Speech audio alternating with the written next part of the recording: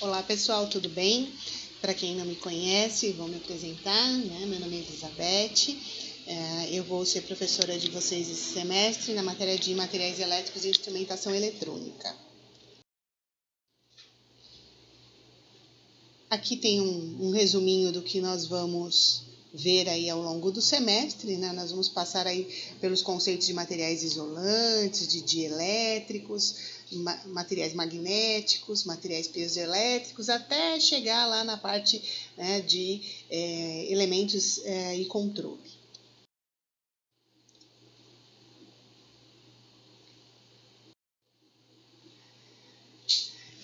A unidade 1, ela trata das questões de materiais, os tipos de materiais elétricos.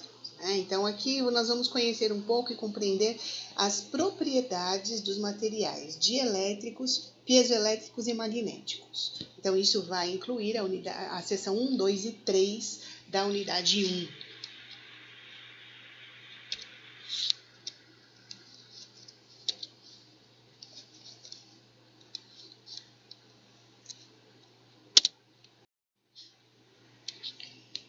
Na seção 1, nós vamos falar um pouco sobre os tipos e características e classificação dos materiais isolantes, as aplicações dos materiais isolantes, né, as questões de segurança, proteção de equipamentos e armazenamentos energéticos.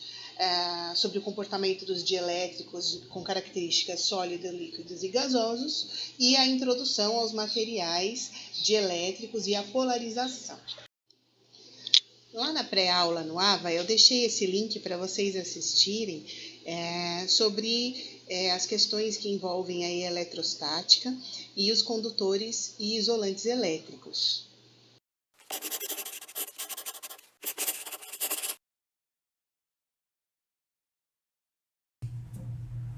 Olá pessoal do Me Salva, continuando então nossa série de aulas sobre eletrostática, nessa aula a gente vai falar sobre a diferença entre condutores e isolantes.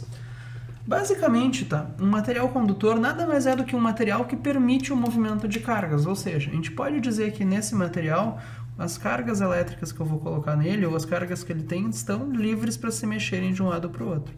Então o material condutor basicamente é um material ao qual eu posso associar cargas livres. Isso acontece, por exemplo, os exemplos clássicos de materiais condutores, materiais que deixam as cargas se mexerem de um lado para o outro, por exemplo, os metais.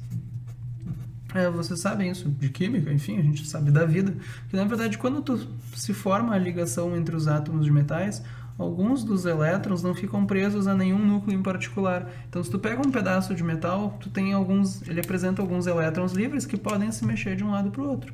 Se é um material que deixa as cargas se mexerem de um lado para o outro, a gente chama de um condutor, por isso que os metais são condutores. Outra situação que isso pode aparecer é, por exemplo, o seguinte, se tu pega aqui um copinho com água, por exemplo, e tu coloca nessa água alguns íons, por exemplo, se a gente coloca cloreto de sódio na água, NaCl, o que vai acontecer é que quando o cloreto de sódio entra na água, ele separa a parte do Na, dos íons sódio positivo e dos íons de cloro negativo.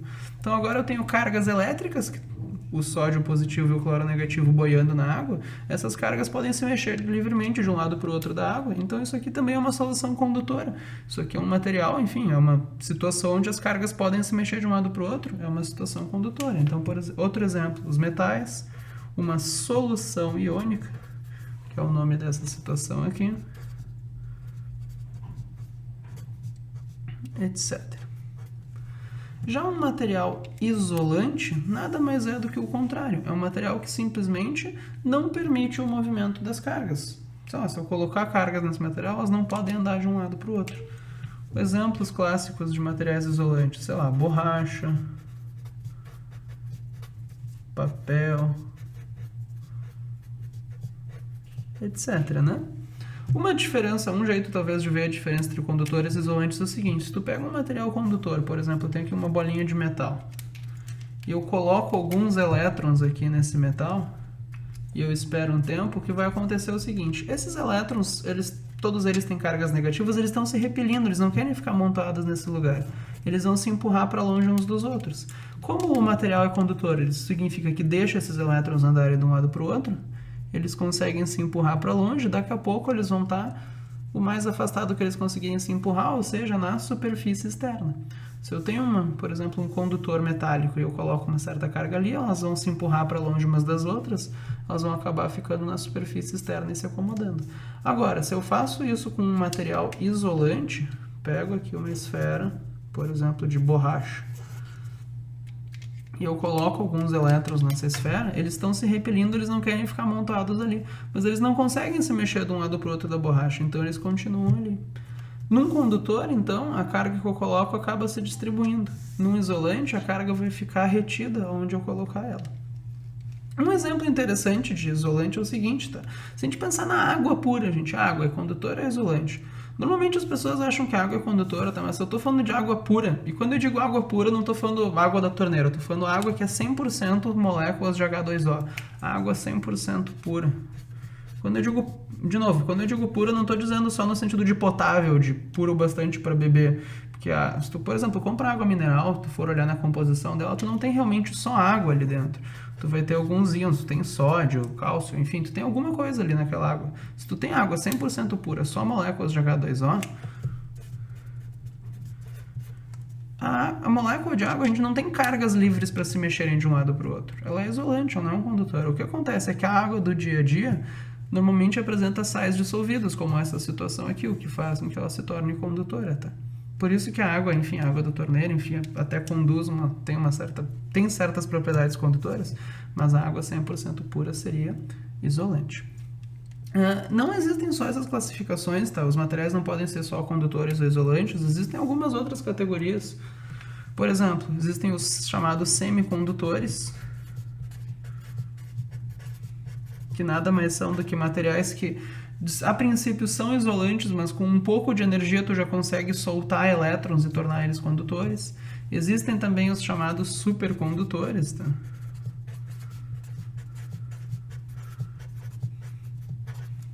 A ideia básica dos supercondutores, na verdade, é o seguinte: nos condutores as cargas conseguem se mexer de um lado para o outro, mas na verdade elas não fazem isso, digamos assim, de graça. Conforme elas vão se mexendo de um lado para o outro, elas vão se batendo dentro de impurezas do próprio material e vão perdendo energia. Como, por exemplo, um movimento com atrito. Tu consegue arrastar o bloquinho, mas isso não é de graça, né? Tem que ir vencendo o atrito. Já nos supercondutores, as cargas não só podem se mexer, por isso que é condutor, mas elas se mexem 100% de graça, elas se mexem livremente. Ele não oferece nenhuma resistência ao movimento desses elétrons, é como mover um bloquinho numa superfície sem atrito. Mas enfim, o importante para nós aqui nas próximas aulas vai ser essa classificação em condutores isolantes. Então, basicamente, condutor é só um material que deixa as cargas andarem do lado para o outro. Exemplos clássicos: metais, solução iônica. Material isolante é um material que não deixa as cargas andarem do lado para o outro. Tu coloca as cargas em algum lugar, mesmo que elas estejam se repelindo, elas vão continuar montadas ali. Borracha, papel, etc. E assim vai. Por essa aula era isso, então. Muito obrigado pela atenção e até a próxima. Materiais condutores e isolantes, eles se comportam de maneira oposta no que diz respeito aí à passagem de corrente elétrica. Os condutores permitem uma movimentação dos elétrons e os isolantes dificultam essa movimentação, ou seja, a passagem de corrente elétrica. Condutores, então, deixam passar, isolantes bloqueiam essa passagem. Aqui eu deixei um link de um material para vocês, um material complementar para vocês estudarem, darem uma lida, conhecer um pouco mais sobre as características desses materiais condutores e isolantes.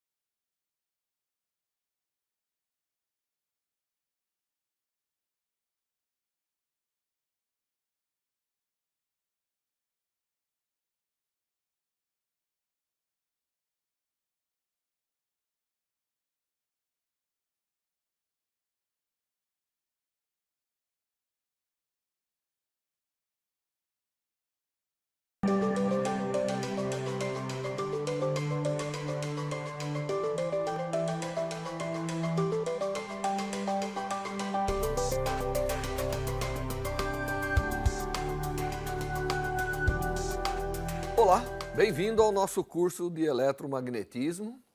E a aula de hoje nós vamos começar a introduzir as chamadas propriedades elétricas da matéria. Até agora nós vimos campos elétricos, nós vimos cargas que geram, nós vimos formas de descrever configurações de cargas, nós vimos o conceito de potencial, mas nós não introduzimos lá a matéria, porque afinal, a matéria que nos rodeia, ela é constituída de cargas também, não é? Toda a constituição atômica da matéria faz com que ela tenha cargas positivas e negativas. As positivas são massivas, constituem o núcleo, não é? E as negativas constituem os elétrons. E essas cargas estão na matéria, portanto, a matéria em si acaba tendo certas características elétricas que são importantes. E nós vamos começar classificando esses materiais como materiais condutores, materiais isolantes e materiais semicondutores. Esses não são os únicos materiais que nós temos. Nós temos também uma classe de material que é acima de condutor, ele é supercondutor. Não é? E nós vamos mencionar brevemente a respeito desses materiais ao longo da aula, à medida que a aula desenvolve. Muito bem, então, para nós entendermos a importância que é estudar as propriedades da matéria com relação à eletricidade, basta olhar ao nosso redor, não é verdade? Nós temos ao nosso redor materiais que nós sabemos não conduzem cargas elétricas, materiais que conduzem, né? Por isso que tem a tomada, os condutores que chegam à tomada. E se a gente olhar no interior dos nossos dispositivos eletrônicos, principalmente nos eletrodomésticos atuais, existem neles muitos componentes que são chamados componentes semicondutores. É isso que nós vamos, o conceito desses tipos de materiais com relação ao que nós chamamos a mobilidade de cargas, é o que nós vamos estudar nessa aula, tá certo? Bom, tudo em eletricidade depende de cargas, de uma forma ou de outra, seja cargas em movimentos ou cargas estáticas. Nós vamos aqui lidar com a capacidade de cargas se movimentarem quando sujeitas a uma força, quando sujeitos ao que a gente chama de um campo elétrico. E os materiais, como todos eles têm carga, mas a facilidade com que essas cargas se movem é diferente de material para material, então é conveniente classificarmos em várias classes. Nós vamos começar aqui, primeiro lembrando que cargas se movem quando submetido a um campo. As cargas, normalmente, elas não se movem a troco de nada, né? Elas têm que ser submetidas a uma força. E essa força advém, como nós já aprendemos nas aulas anteriores, de um campo elétrico. A existência de um campo elétrico naquela região que tem a carga faz com que essa carga possa adquirir uma velocidade, possa se movimentar nesse material. Então nós temos que lembrar disso, tá certo? Que é essencial o campo.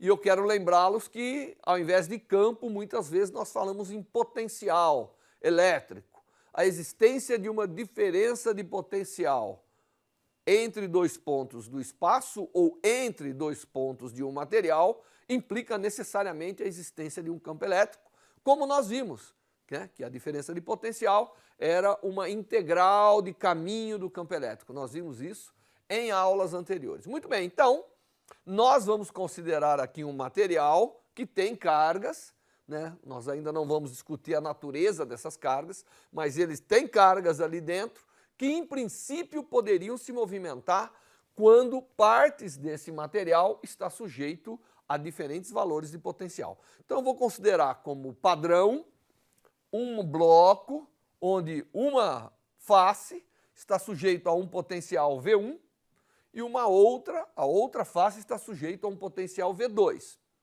E nós vamos considerar que V1 é diferente de V2. Se V1 é diferente de V2, é porque o campo elétrico aqui, entre esses dois pontos, não pode ser zero. Então existe um campo elétrico, existem cargas e eu posso observar essas cargas se movimentando ou não. Nesse caso específico, eu estabeleci uma diferença de potencial e essas cargas aparentemente não estão se movimentando. Aí eu aumento um pouco o campo e essas cargas ainda não estão se movimentando. Então a minha conclusão disso é que esse aqui é um meio material, porque tem as cargas, tem tudo, só que as cargas estão localizadas. Elas não se movem quando sujeitas a uma diferença de potencial. Da onde vem essa localização? Elas estão fortemente presas à estrutura do material, né? Então, esse material é chamado material isolante. Eu posso agora imaginar um outro tipo de material onde eu apliquei uma diferença de potencial entre os seus extremos. Ele também tem cargas capazes de se mover, então ele tem uma constituição de cargas ali dentro, embora o material total pode ser neutro, né? Um pedaço de matéria é neutro, mas lá tem cargas positivas e negativas. E nós sabemos que os elétrons, que são as cargas negativas por convenção, são aquelas que se movem mais livremente, né? As cargas positivas, que são os núcleos, são mais massivos e são mais presos à matéria. Eles é que constituem a estrutura, né? E a massa da matéria. Então eles não se movem tanto, os elétrons é que se movem mais. Então agora eu tenho uma segunda situação onde eu apliquei uma diferença de voltagem, portanto tem um campo elétrico, que essas cargas estão submetidas e eu observo que essas cargas têm a capacidade de se mover. Se elas têm a capacidade de se mover e eu vou variando esses potenciais, coloco uma diferença de potencial muito pequenininha, ainda elas se movem, pouco mais se movem. Coloco uma diferença de potencial grande, elas se movem bastante. Então esse material que há uma resposta de movimento de cargas para praticamente qualquer campo aplicado, ele é chamado um material condutor. E finalmente, tem aquele material que eu começo a aplicar uma voltagem, penso que ele é um isolante, mas de repente ele começa a conduzir. Ele necessita de um certo campo mínimo para que as cargas comecem a se movimentar, gerando essa corrente de cargas que nós definimos como corrente elétrica. Então, nesse caso, né, para determinados campos a velocidade vai ser zero e para determinados campos ou para determinadas diferenças de potenciais a velocidade não é zero. Esse tipo de material é chamado material semicondutor. Então essas são as classes de materiais com relação à mobilidade das cargas ou dos portadores de carga que são mais frequentes e são as mais abundantes na natureza. Tudo que está ao nosso redor, em geral, é uma dessas coisas. Obviamente que tudo isso tem a ver com a estrutura do material, porque as ligações químicas é que estão contendo as cargas, estão unindo os núcleos, e dependendo da força com que essa ligação mantém o elétron ali, então, obviamente, um dos comportamentos vai acontecer.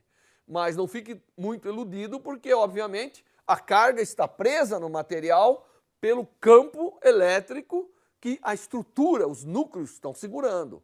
E essa força pode eventualmente ser vencida. Então o ar é tipicamente conhecido como um elemento isolante. Temos carga nos átomos, mas você aplica uma diferença potencial, não há transferência de carga. Exceto se você aplicar uma diferença muito grande. Aí mesmo esse meio isolante rompe essa barreira e começa a conduzir. Isso chama-se um rompimento do isolante, e é por isso que o raio, por exemplo, né, é uma descarga elétrica que acontece rompendo um isolante, que é o próprio ar atmosférico.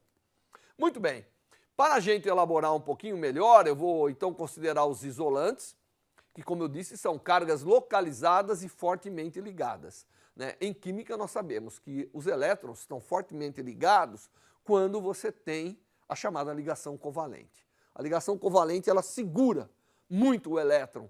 O elétron segura os núcleos, mas os núcleos seguram muito o elétron. Quais são os materiais que têm essas ligações covalentes? Bom, está cheio ao redor. Praticamente tudo que está ao nosso redor aqui nesse estúdio, ou aí na sua sala, são materiais covalentes. Plásticos, que são os abundantes ao nosso redor, são materiais de ligação covalente, se são materiais sólidos. Um gás, como por exemplo o ar, ele também é um material isolante porque os elétrons, embora estão presos ao núcleo, estão fortemente presos. Você precisa, para romper isso, uma força muito grande. Então aqui eu coloquei uma estrutura de um polímero qualquer. não vem ao caso qual é, e normalmente a gente pode enxergar os sólidos, principalmente, como se fossem montanhas de potenciais mecânicos que seguram, né, os elétrons. E normalmente essas montanhas, para serem rompidas, no caso dos isolantes, são muito altas. As cargas estão aqui nos mínimos e para que elas se movimentem, elas têm que vencer essas barreiras. E isso é muito difícil. Para campos tradicionais utilizados ao nosso redor, as cargas ficam localizadas. Esses são os isolantes. Por outro lado, os semicondutores, só para a gente seguir a sequência, as cargas estão ligadas mais a formas delas se movimentarem se eu submetê-las ao devido campo. Então seria como se essas barreiras, vamos dizer, na nossa imaginação, fossem menores. Então se eu imaginar aqui uma carga, se eu fizer uma força suficiente que ela consiga vencer essas barreiras, ela começa a, de fato, propagar e movimentar as cargas. Então essa é uma visão dos semicondutores. O silício, por exemplo, é um dos semicondutores, semimetais mais importantes que nós temos hoje em dia, porque ele é a base da chamada indústria eletrônica, não é? E o fato de você conduzir só quando você é capaz de vencer esse campo, esse chamado limiar, então ele acaba tendo propriedades muito interessantes, porque a voltagem pode ser utilizada para conduzir e não conduzir. Então ele funciona como uma chave aí, né? E aí você cria circuitos, cria formas de manipular a corrente elétrica. Então esse é um exemplo dos chamados semicondutores. A partir de um certo ponto, essas cargas se tornam o que nós chamamos livres. Finalmente, os condutores, os mais que a gente conhece são os metais. Mas pode ter outros tipos de condutores, soluções iônicas, onde os íons, a carga positiva e a negativa do sal que você usou ou da substância se soltaram, aí as cargas também estão livres e podem conduzir corrente, não é? De acordo com a aplicação de um potencial. Os metais, aquilo ali é como se fosse um mar de elétrons ligando todos os núcleos. Então você pode imaginar que os elétrons estão praticamente livres e com quase nada de energia, praticamente nada, eles começam a se mover. Na nossa concepção imaginária de que como eles nasceram ao redor de um núcleo, mas eles podem vencer, é como se fossem barreiras quase que inexistentes. Na verdade, no metal não há barreira. Qualquer pequena força provoca o movimento, o arraste dessas cargas, gerando a corrente elétrica. Então esse aqui são os condutores, são os metais. Essa visão que eu dei para vocês é uma visão microscópica, não é? Dos condutores, semicondutores e dos isolantes. Muito bem. Nós temos que caracterizar, porque agora você viu, tudo depende do movimento de carga. Então, movimentou, acabou, ou eu posso quantificar esse movimento de carga? Podemos. E aí nós definimos, né, quando há movimento de carga, a definição de corrente elétrica. Isso é o que caracteriza o que vai acontecer no material capaz de conduzir ou um semicondutor a partir do momento que ele conduz. E se eu imaginar aqui um cilindro que tem uma área de secção, como está mostrado aqui, um cilindro, e eu aplicar esse sistema a uma diferença de potencial e ficar observando quantas cargas passa por unidade de tempo, claro que para aplicar isso eu vou ter que ligar no circuito e tudo isso, isso virá depois no nosso curso. Então eu posso contar quantas cargas passam por unidade de tempo, que são coulombs por segundo, e essa é a definição de corrente elétrica, normalmente recebendo a unidade coulomb por segundo, que é o ampere. Então o ampere, ou seja, a chamada corrente elétrica que surge, ela caracteriza quanto de carga está fluindo por unidade de tempo, né? E normalmente eu observo que aplicando a diferença de potencial, aumentando ela, eu aumento a quantidade de cargas que passa por unidade de tempo, ou seja, eu aumento a corrente. Os materiais que são capazes de conduzir, na sua maioria, eles obedecem uma lei, que são chamada lei de Ohm. A lei de Ohm diz que se eu dobro o potencial, dobra a corrente elétrica, dobra a quantidade de carga que passa por unidade de tempo no material. Essa é uma lei importante e a constante de proporcionalidade vai depender da geometria do condutor e é uma característica que nós vamos chamar de resistência elétrica. Então, normalmente, se eu tenho um condutor, eu aplico uma diferença de potencial, sempre aparece uma corrente e há uma linearidade nesse material, né? O isolante não aparece nada, a corrente é zero.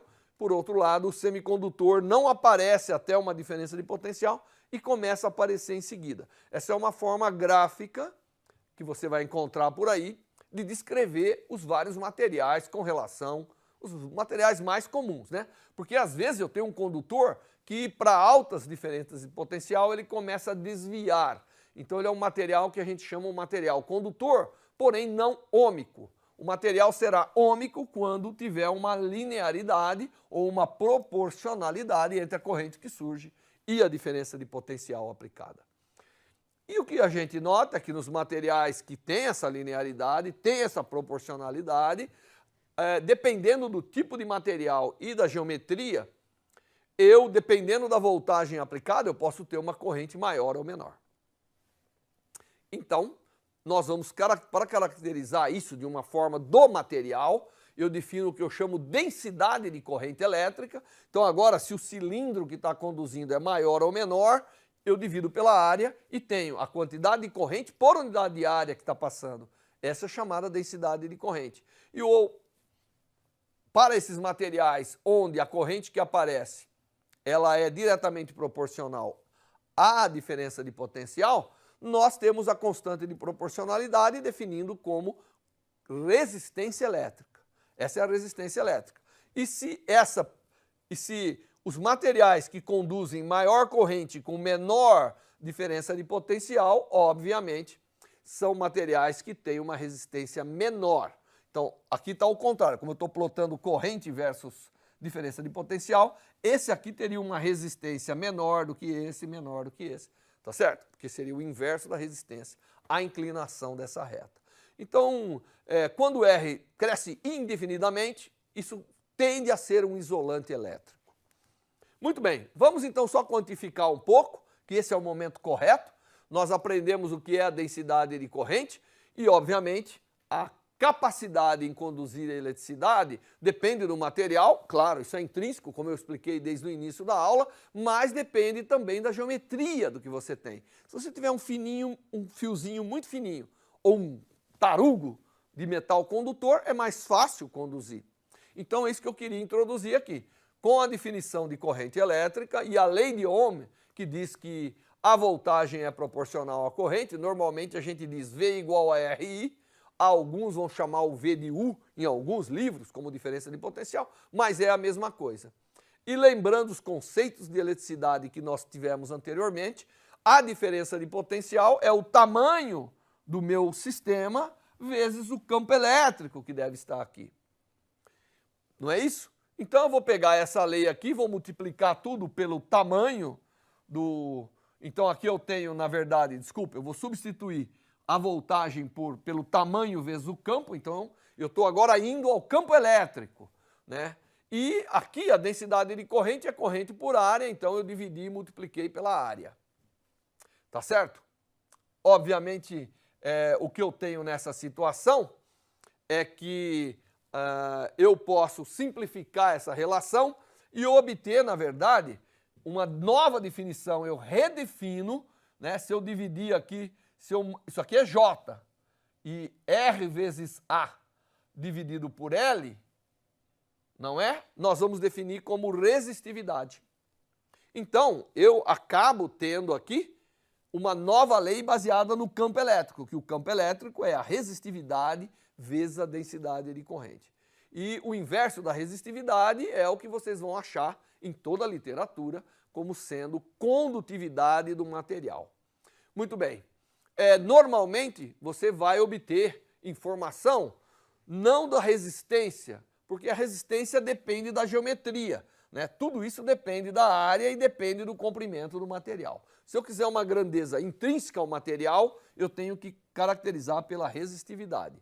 E a resistividade, na verdade, ela é um valor que caracteriza cada tipo de material. Então aqui eu coloquei alguns materiais que a gente conhece como bons condutores. Então você pode ver aqui os materiais, quanto menor é a resistividade, melhor condutor é esse material, né? Então, aqui eu coloquei alguns materiais e você vê que se eu comparar o ferro com o cobre, né, é praticamente um fator de 20. Então, é por isso que a gente usa condutores de cobre, não de ferro, para conduzir corrente elétrica, porque essa resistividade vai ter uma consequência muito importante no processo de transferência de corrente, que é uma das grandes aplicações do eletromagnetismo, nos circuitos, na alimentação de corrente das máquinas, dos motores e tudo mais, né? E quanto maior essa resistência, maior essa resistividade do material, mais energia, vocês vão ver daqui a pouco, nós vamos gastar para alimentar, para fazer a corrente fluir. Então, há uma dissipação intrínseca que vai depender desse valor.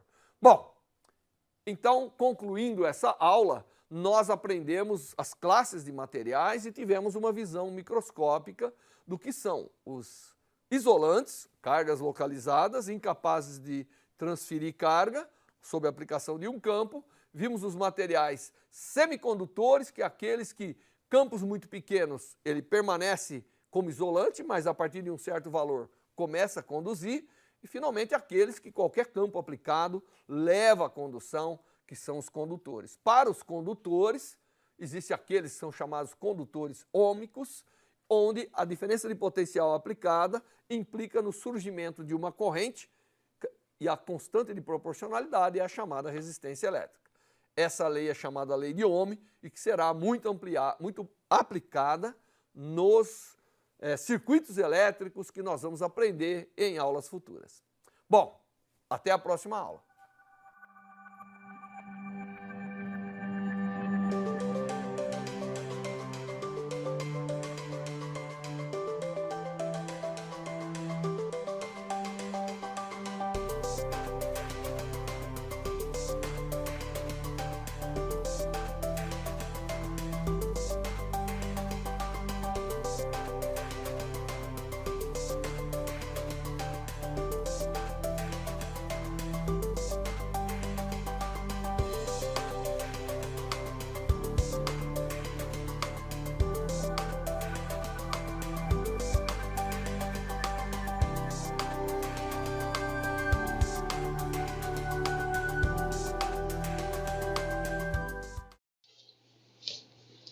Os materiais isolantes, eles geralmente são usados como um revestimento que protege os cabos elétricos, né? Os materiais condutores, os barramentos, os cabos, né? Ele tem essa função de isolar a passagem de corrente elétrica, não permitir, né, que ela dê sequência para um determinado local, né? Então, o material isolante mais significativo que nós temos é o ar. O ar, ele tem uma característica isolante. O oxigênio, ele é isolante. Agora, tenham muito cuidado, porque o oxigênio, ele tem a molécula O2, né? Quando o ar fica ionizado, ele deixa de ser O2 e ele passa a ser O3, que é ozônio. E o ozônio, ao contrário do oxigênio, ele é condutor de eletricidade. Então, estamos falando de característica de oxigênio. Ele, como O2, ou sendo oxigênio, ele é isolante. Ele, como ozônio, ele é condutor.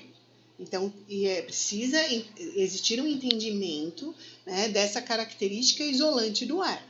Tá? Então, no momento de uma descarga atmosférica, existe uma ionização do ar, né? É uma recombinação das moléculas de oxigênio e ela torna-se condutora. Por isso que existe a descarga atmosférica, o raio, tá? Que é a passagem de corrente elétrica por um ar ionizado. Então, quando você quer fazer com que exista uma condutividade num elemento que existe ar, você precisa ionizar este ar. Você precisa fazer com que as moléculas de O2 tornem-se O3. Aí, os estudos químicos, né, que não é o nosso caso agora, fazem com que exista essa recombinação dessas moléculas de oxigênio e elas tornem-se condutoras. O objetivo principal desse material isolante é separar os condutores elétricos sem transmitir corrente elétrica para o outro lado, né? E proteger os indivíduos de fios e peças eletricamente energizados. É necessário, então, um conhecimento completo dos materiais isolantes e padrões e práticas de trabalho seguras. Tá? Então, a maneira de você trabalhar de forma segura é saber diferenciar um material condutor de um material isolante para você ter aí a condição segura de trabalho.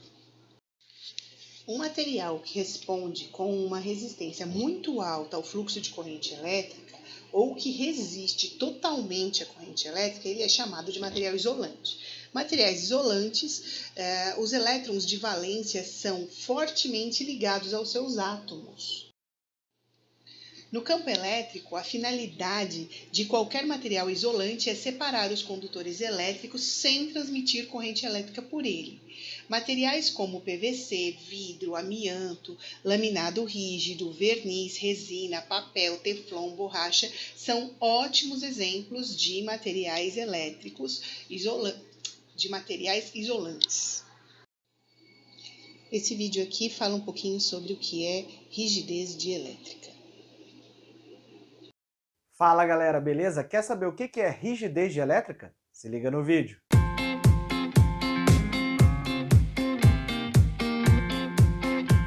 Bom galera, aqui no último vídeo a gente falou sobre o NBI, né? Quem não viu ainda, vá lá, acessa o vídeo, né, sobre o nível básico de impulso, onde a gente fala o que é isso, né? Como que a norma determina de acordo com as classes de tensão. Então se você ainda não viu o vídeo, recomendo que você assista lá. E aí surgiu alguns comentários, né, umas sugestões aí que a gente trouxe para a gente falar um pouquinho sobre rigidez dielétrica.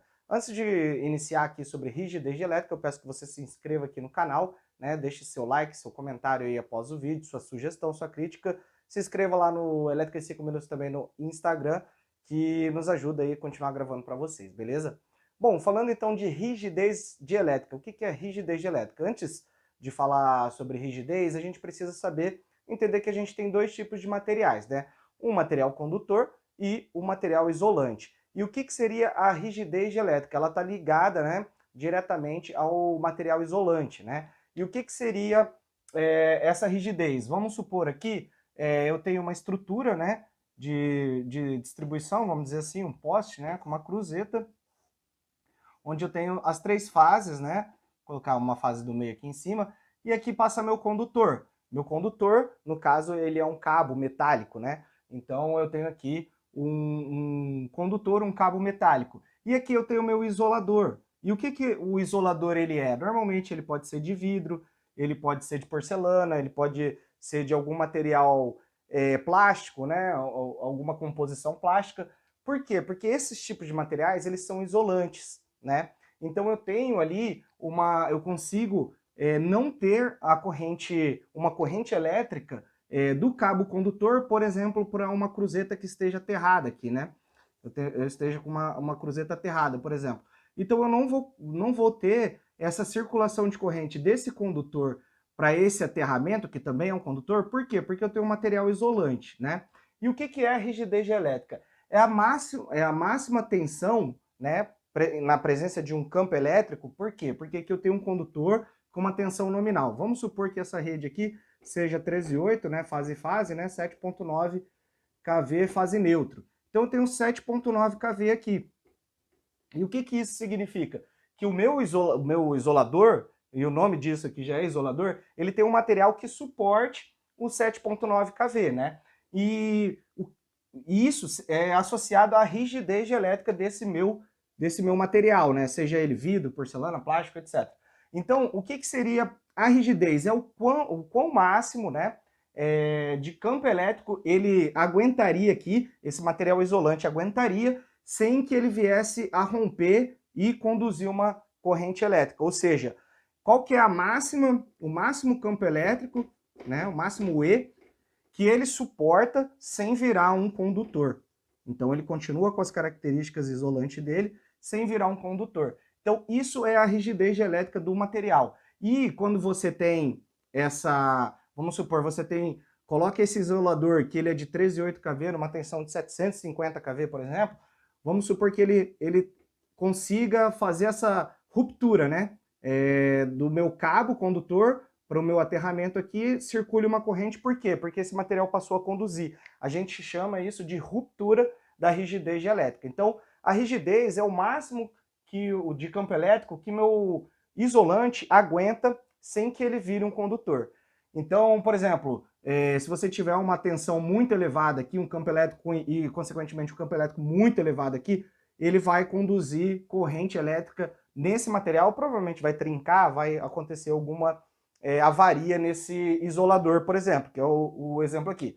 Aqui eu coloco uma tabelinha para vocês para mostrar para vocês mais ou menos alguns exemplos aí de rigidez elétrica por tipo de material. Lembrando que o principal material, vamos dizer assim, que a gente utiliza como um material isolante é o ar, o próprio ar. Por quê? Porque esse material aqui do isolador, ele tem uma rigidez elétrica maior do que o ar, certo? O ar, ele puro, sem chuva, sem poeira, porque tudo isso influencia. Poeira, impurezas, umidade, temperatura, pressão, tudo isso varia a rigidez elétrica do material, tá? Então, o ar aqui, por exemplo, esse isolador, ele tem uma rigidez muito maior que o ar. Então, provavelmente, se você tiver uma descarga indireta, a gente tem vídeos aqui falando sobre isso, próximo à rede, a ruptura da rigidez elétrica não vai ser nesse isolador, vai ser no ar, né? O ar, ele tem mais ou menos, a gente passou a tabelinha ali, 30 kV por centímetro de isolação. Claro, quando está tudo puro, né? Quando você não tem impurezas com certas pressões e tal. Então ele gira ali em torno de 30 kV por centímetro. Então, a cada centímetro você teria ali 30 kV. Então você poderia ter uma diferença de potencial de 30 kV entre dois pontos, né? De 30 kV que não haveria essa ruptura da rigidez elétrica do ar, vindo a causar um arco ali, né, um curto-circuito, tá? Então, depende muito do material, né, e das condições que você tá sob esse material, tá? Por exemplo, um óleo de transformador. O transformador, internamente, ele tem um óleo, né, porque você não vai fazer uma isolação a ar dentro de um transformador, né? Você tem as buchas do transformador e aqui ele é imerso a óleo. Então, o óleo ele tem as características dele para garantir a rigidez elétrica do que ele foi fabricado. Se ele tiver com presença de umidade, com presença de gases, aí a rigidez elétrica dele vai ser outra, tá bom? Lembrando que para o transformador, você tem dois testes, né, já falando disso. Um é a resistência de isolamento, né, então que você faz com o Megger, né, a resistência realmente do equipamento, se ele está com uma boa resistência ou não. E aí, para fazer sobre rigidez elétrica, testes de rigidez elétrica, a gente usa os HiPot, né? O HiPot. E você pode ter, nos testes de HiPot, tanto um teste não destrutivo, quanto um destrutivo, para algumas amostras, né? Onde você utiliza muito esses testes. E aí, para cada tipo de equipamento, você tem uma norma que regulamenta os testes com HiPot, mas você faz em eletrodoméstico, você faz em painéis industriais, né, os TTAs da vida, para você garantir a segurança, por exemplo, de um eletricista que esteja trabalhando aqui.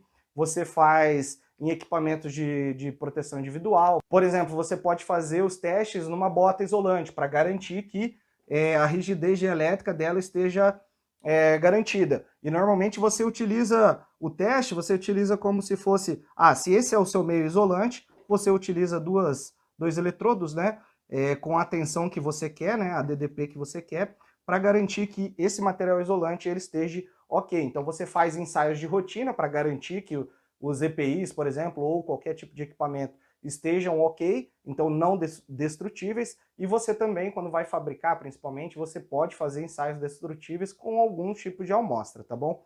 Então, a rigidez elétrica, ela é isso, né? Basicamente é o quanto que você aguenta, né? Quanto que o material não isolante aguenta de campo elétrico até que ele passe a ser um condutor, né? Então, aí ele vai ter a ruptura da rigidez elétrica e ele vai conduzir corrente elétrica ali naquele meio, tá? Normalmente o teste que você faz é por HiPoT, cada teste, cada equipamento, você tem a norma específica, né? Tem o Inmetro para eletrodomésticos com as normas, qual a tensão você utiliza, o tempo, o tipo de aplicação. Então tudo isso é regulamentado, tá bom? Se vocês tiverem até mais curiosidade disso, deixa aqui que a gente pode buscar alguns exemplos para vocês, tá bom? E o teste do HiPoT, ele é diferente, por exemplo, da resistência de isolamento, de um transformador, de um TC, TP. Então, assim, é utilizado o Megger, por exemplo, é outro tipo de teste, né? Outro tipo de equipamento que você utiliza nesse teste. Por exemplo, um teste para cabo isolado. Você não utiliza o HiPoT, você utiliza outros tipos de teste que vai garantir ali que aquele cabo não esteja com avaria e esteja em boas condições para você utilizar ele como um cabo isolado. Tá bom? O que eu queria deixar para vocês hoje era mais ou menos uma ideia do que é a rigidez dielétrica, né? Como que você tem que usar essa teoria, né? Vamos dizer assim, essa ferramenta da elétrica para entender e quando acontece, por exemplo, uma ruptura, você saber por que aconteceu ou se o material não isolante estava com outras características que vieram a poder acontecer uma ruptura, tá?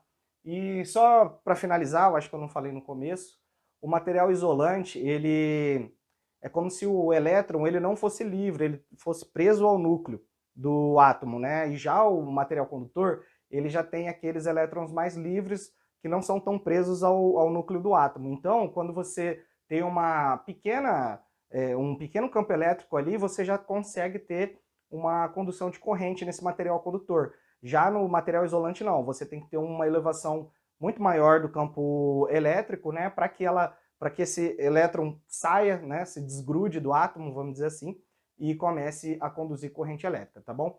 Então essa é a diferença de rigidez, maior campo elétrico que suporta. Passou disso, ocorre a ruptura da rigidez elétrica, e esse material que era isolante, ele passa a ser um material condutor e vai circular corrente por ele. Beleza? Então essa é a teoria de hoje que eu queria trazer para vocês. Não se esqueça de se inscrever no canal, deixar seu comentário, seu like, seguir a gente no Instagram. Deixa a sua sugestão de vídeos aí, o próximo vídeo a gente já volta com a sequência de proteção para entregar aí para vocês a questão de curto-circuito e já entrar na área de proteção, beleza?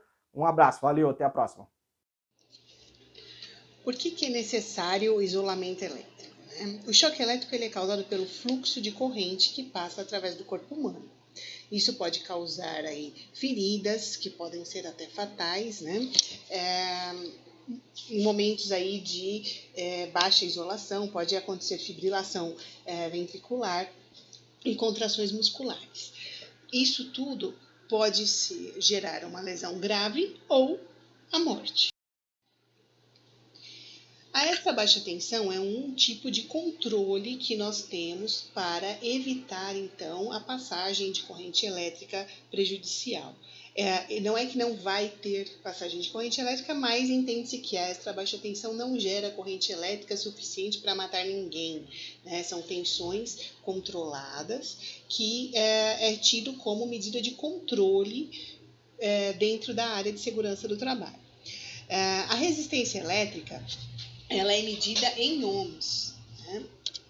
Né? Não é esse ohm. É esse ohm. Né? Então, ohm é a unidade de medida de resistência elétrica. Os condutores são metais que reagem a pouca resistência e permitem o fluxo de passagem de corrente elétrica. Materiais isolantes, nós temos alguns exemplos, né? O amianto, a porcelana, a madeira, desde que esteja seca. Madeira úmida ou madeira molhada é isolante.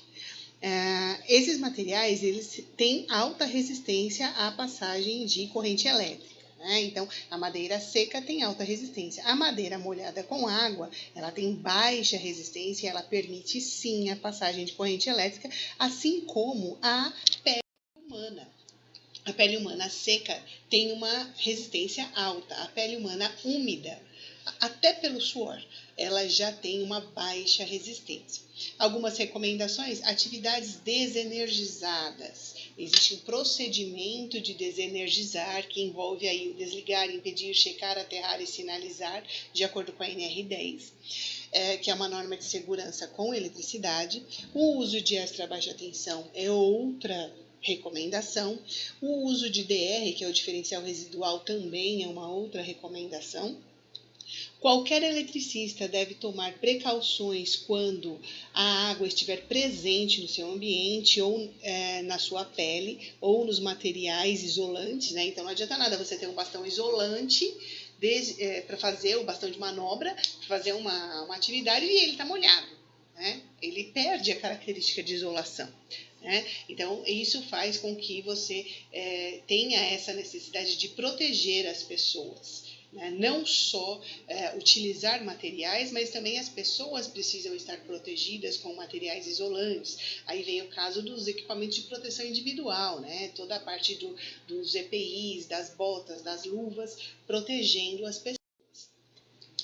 Os cabos de linhas de transmissão, existem materiais isolantes, né, que geralmente são os revestimentos desses cabos. Existem algumas características de que as linhas de transmissão têm cabos nus, né, e outras onde você já tem aí uma característica que eles têm esse revestimento elétrico nos cabos. Os núcleos dos cabos que se toquem, né, devem ser separados e isolados por meio de revestimento e isolamento de cada núcleo. Então, você tem várias fases passando ali, conduzindo eletricidade, e esses cabos isoladamente são isolados, né, individualmente são isolados. E a condução se dá por dentro dessa isolação. Que tipo de material isolante que nós temos para os cabos? Material de polietileno, polietano reticulado, XLPE, cloreto de polivinilo, que é o PVC, teflon, silicone e alguns outros materiais. Esses são os mais comuns. Os isoladores de discos suspensos nas buchas são usados em alta tensão e de cabos nus, que, como eu falei, né, existem algumas características onde você tem a transmissão de cabos que não tem isolação, mas mesmo assim você tem os isoladores por onde esses cabos são apoiados para não energizar a torre, né? Eles são suportados, então, por postes elétricos. As buchas, elas são feitas de vidro, porcelana ou materiais poliméricos compostos. Aqui, alguns exemplos dessas buchas isoladoras. Alguns materiais isolantes que também são utilizados.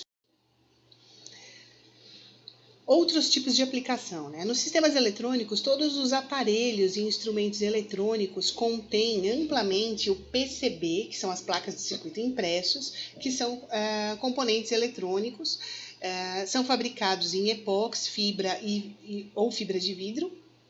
Todos esses componentes eletrônicos são fixados nessas placas. Então, os componentes condutores, os elementos condutores do circuito são fixados nessas placas de material isolante. Os sistemas eletrônicos SCR são os retificadores semicondutores, transistores e circuitos integrados, que são os materiais que são utilizados nessas placas de circuito impresso. O material de silício ele é usado como material condutor que pode ser convertido em isoladores, usando um processo de calor e oxigênio. Aí, mais adiante, nós vamos entender como que funciona isso em outras matérias também. Sistemas de energia, né? Quando nós falamos aí das características dos transformadores, né? Os transformadores eles podem ser isolados a óleo, a gás ou a resinas epóxi. Né? O óleo do transformador ele é amplamente usado como um isolador para evitar arcos em transformadores, estabilizadores e disjuntores. Então, o óleo isolante ele é utilizado em vários tipos de aplicação, tá? Em transformadores, estabilizadores, disjuntores. Ele pode suportar propriedades de isolamento até uma tensão específica. Tá? Não é ele é super isolante, ele vai isolar toda e qualquer coisa. Se você tiver um pico de tensão muito elevado, ele vai carbonizar, e essa carbonização é um elemento condutor, né, que geralmente fica acomodado no fundo da carcaça desses transformadores, e com o passar do tempo você começa a ter o que nós chamamos de borra, que é uma borra condutora, e aí ele acaba curto-circuitando o transformador e muitas vezes ele até incendeia. Então aqui um exemplo de transformadores a óleo, né? Então você tem aí as buchas isolantes, você tem a caixa onde é armazenado o óleo, né? E os resfriadores, né? Os trocadores de calor que você tem aqui na lateral deles. Esse é um exemplo de transformador a seco, que nós chamamos, ele não usa óleo, ele é isolado com resina epóxi, então essa parte vermelha que vocês veem aqui é resina epóxi. Todos esses pontos que vocês veem, né, nas pernas do transformador aqui são pontos de ligação. Tá? Então você pode combinar aí para fazer ligação 380, 440, estrela, triângulo, né? Então dependendo da característica da instalação, você vai fazer o tapeamento que nós chamamos, né? Então você vai colocar essas plaquinhas, que são os taps, e vai acomodar aí para fazer a ligação como recomendado pelo fabricante. Ainda nos sistemas de energia, o vácuo e o gás, que é o hexafluoreto de enxofre, que nós chamamos de SF6, também é utilizado como isolante. O fio de cerâmica ou de vidro são outros métodos de isolamento em sistemas de alta tensão. Pequenos transformadores, geradores de energia, motores elétricos contêm isolamento nas bobinas de arame por meio de verniz polimérico. Fitas isolantes de fibra de vidro também são usadas como separadores de bobina. Transformadores F6, né? Então nós temos aqui alguns exemplos, né, do transformador. Nós temos os transformadores de corrente, que são muito utilizados em subestação, né? São elementos, né? TPs e TCs são utilizados em subestação. Eles são utilizados para fazer medições e controles das subestações de alta tensão. São transformadores que são isolados com gás.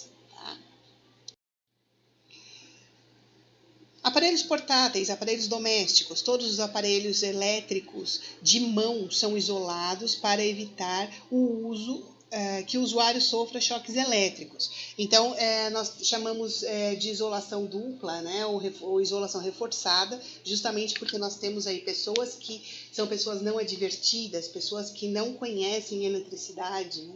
Então, precisa-se ter uma isolação diferente, uma isolação mais protegida para evitar acidentes com essas pessoas. Nós temos também outro tipo de proteção, que é o terceiro pino da tomada, que é o aterramento. A classe de isolação 2 indica que o dispositivo tem isolamento duplo e todos os componentes elétricos internos devem ser totalmente fechados dentro de um corpo isolado, né, que é toda essa proteção para evitar curtos-circuitos e fuga de corrente. As fitas isolantes de cabos elétricos são amplamente utilizadas, então, para fazer o isolamento dos cabos, né? E separar as partes condutoras dos circuitos. Ela é feita de vinil, né? E tem aí uma característica de proporcionar o isolamento eficaz e duradouro dos circuitos. A fita elétrica de isolamento, ela é de classe H, ela é feita de tecido e fibra de vidro, que é uma fita especial para alta tensão, que é esse material aqui que vocês estão vendo nessa foto. Equipamentos de proteção individual também têm a característica de isolação elétrica. O EPI, ele protege o ser humano contra riscos de choques e contatos elétricos diretos ou acidentais, né? Eles têm proteção, por exemplo, os equipamentos de proteção individual, eles servem para proteção da cabeça, proteção dos olhos, proteção do rosto. Existem luvas isolantes, os calçados especiais. As ferramentas também têm classes de isolação, né? Aquela borracha dos cabos das ferramentas, ela tem uma classe de isolação específica, ela varia de acordo com o nível de tensão, não é qualquer ferramenta que pode ser utilizada em qualquer nível de tensão, tem que ter uma tensão especial. Sapatos dielétricos são calçados de segurança, eles não podem ter partes metálicas, eles são feitos com solas e calcanhares não condutores que possuem aí resistência elétrica ao choque. Os materiais isolantes das ferramentas, como eu falei, né, eles têm aí a indicação, né, da característica dele. Tenham atenção de que esse material ele tem um nível de tensão desenhado nele, qual é o nível de tensão, então nesse exemplo aí é até 1000 volts. Eles não podem estar danificados, qualquer danificação que existir nesse material, ele perde a característica de isolação. Aqui mais alguns exemplos, né, de caixas de ferramenta especial para esses materiais isolantes. Como eu falei, né, vem marcado no cabo qual é a classe de isolação. Outros tipos de materiais isolantes. Né, então, existem aí os equipamentos de proteção individual, como bota, capacete, as ferramentas e equipamentos de proteção coletiva, como bastão de manobra, escadas, andaimes. Todo equipamento de proteção individual precisa ter número de CA, que é o Certificado de Aprovação gerado pelo Ministério do Trabalho. Tá? Esses equipamentos eles passam por testes especiais em órgãos certificadores autorizados pelo Ministério do Trabalho que emitem esse número de CA que autoriza a comercialização desses produtos como equipamentos de proteção individual. Sem número de CA não é EPI. Esse número de CA ele vem marcado no EPI, de alguma maneira, né, eles chamam de forma indelével, né, que não pode ser retirada, não pode ser uma simples etiqueta, ele vem marcado no EPI qual é o número, e esse número pode ser consultado no site, né, tem um site que chama Consulta CA, que você pode consultar se ele está válido ou não. Aqui mais alguns exemplos, as luvas isolantes. Luva para trabalho com eletricidade é esse tipo de luva, não é outro tipo de luva. Existem outros fabricantes, mas o que varia são os fabricantes. A característica da luva é a mesma, tem que ser esse modelo de luva. E essa luva preta, ela tem uma outra luva de cobertura, que é uma luva de vaqueta ou de couro.